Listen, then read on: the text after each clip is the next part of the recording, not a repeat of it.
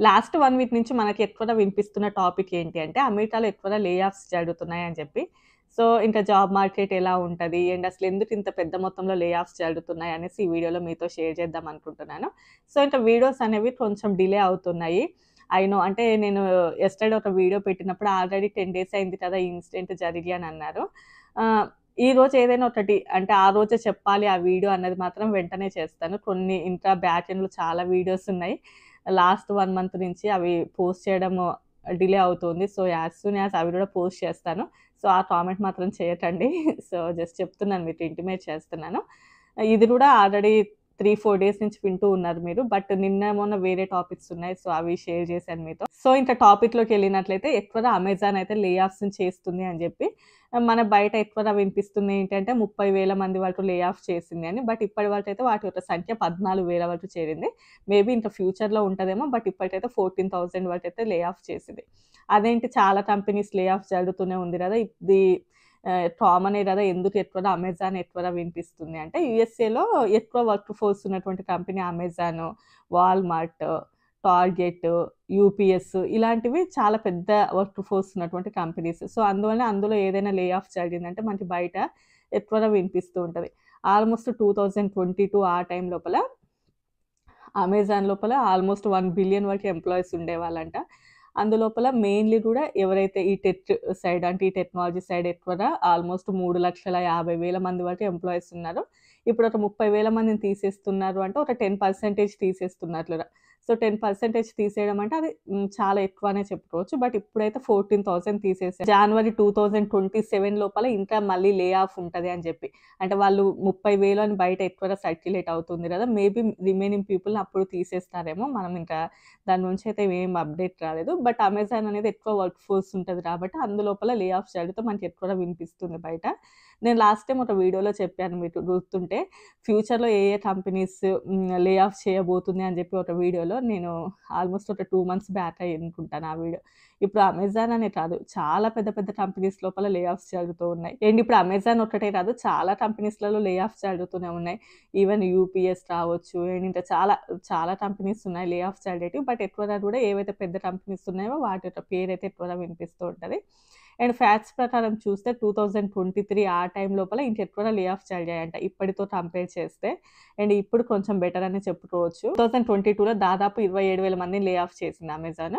And ఎందుకు lay off జరుగుతున్నాయి అనంటే ఎక్కువ మందిని రిక్రూట్ చేసుకోవడం అండ్ రిసోర్సెస్‌ని మల్టిపుల్ లేయర్స్‌కి షిఫ్ట్ చేయడం వలన ఏవైతే ఎక్స్‌ట్రా లేయర్స్ లోపల ఉన్నారో ఎంప్లాయీస్‌ని వాళ్ళనైతే తీసేస్తున్నామని చెప్తున్నారు. అండ్ ఎక్కువగా అమెజాన్ ఏఐ లోపల ఇన్వెస్ట్ చేయడం వలన సో, దాని మీద ఎక్కువగా ఇంట్రెస్ట్ చూపించడం వలన కూడా ఎంప్లాయీస్‌నైతే తీసేస్తున్నారు. అండ్ ఇంకా చాలామందేంటంటే ఓన్లీ ఏఐ వల్లనే అమెజాన్ ఆర్ వేరే కంపెనీస్ తీసేస్తున్నారు అని అంటారు. నాట్ ఓన్లీ ఏఐ ఇంకా చాలా డిఫరెంట్ ఫ్యాక్టర్స్ మీద బేస్ అయ్యి ఉంటది. అండ్ ఎక్కువ మందిని రిక్రూట్ చేసుకోవడము, టారిఫ్స్ ఎఫెక్ట్ ఉంటది. అండ్ చాలా కంపెనీస్ ఓన్లీ అమెరికన్ ఎంప్లాయీస్‌నే రిక్రూట్ చేసుకోవాలి అనడము. అంటే అమెరికన్ గవర్నమెంట్ ఎక్కువగా అమెరికన్ సిటిజన్స్‌కే ఇంట్రెస్ట్ చూపించాలి అని చెప్పడం. కంపెనీస్ మీద అది కూడా కొంచెం ప్రెషర్ ఉండడం.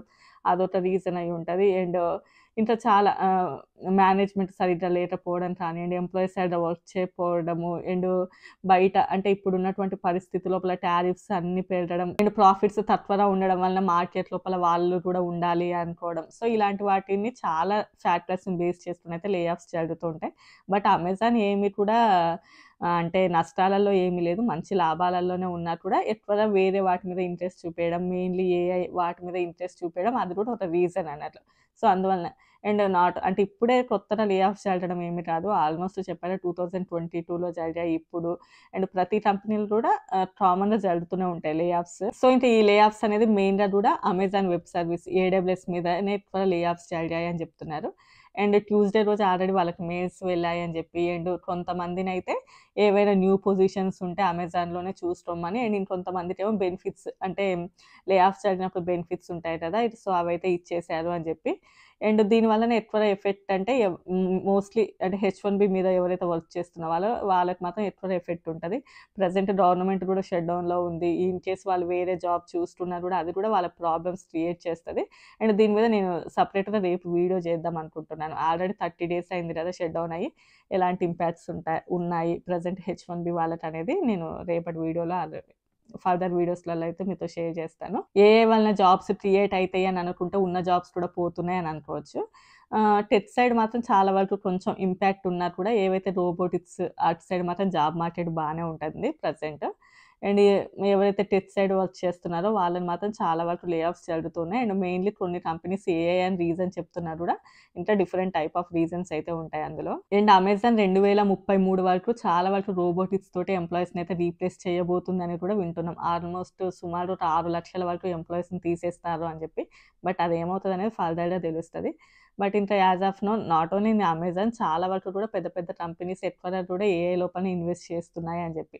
బట్ 2023తో కంపేర్ చేస్తే ఇప్పుడు మాత్రం కొంచెం లే ఆఫ్స్ అయితే తక్కువనే జరిగాయి. అప్పుడు 2,60,000 చిల్లర జరిగాయంట 2023లో. బట్ ఇప్పుడు 2025లో 1,65,000 మందో ఎంతో లే ఆఫ్స్ అయితే జరిగాయి. సో అప్పటితో కంపేర్ చేస్తే ఇంకా ఇప్పుడు బెటరే అని చెప్పి చెప్తున్నారు.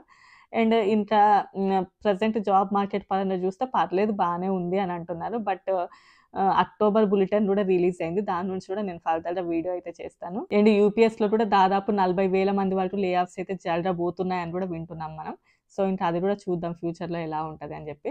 సో ఇంకా ప్రెజెంట్ అయితే లే ఆఫ్స్ జరుగుతూ ఉన్నా కూడా జాబ్ మార్కెట్ కూడా పర్లేదు, కొంచెం స్టేబుల్‌గానే ఉంది అనేది వినిపిస్తుంది మనకి. సో ఇంకా ఇంతే అండి వీడియో. నచ్చితే లైక్ చేయండి, షేర్ చేసి సబ్స్క్రైబ్ చేసుకోండి. By by. రేపు మరో వీడియోతో కలుద్దాం.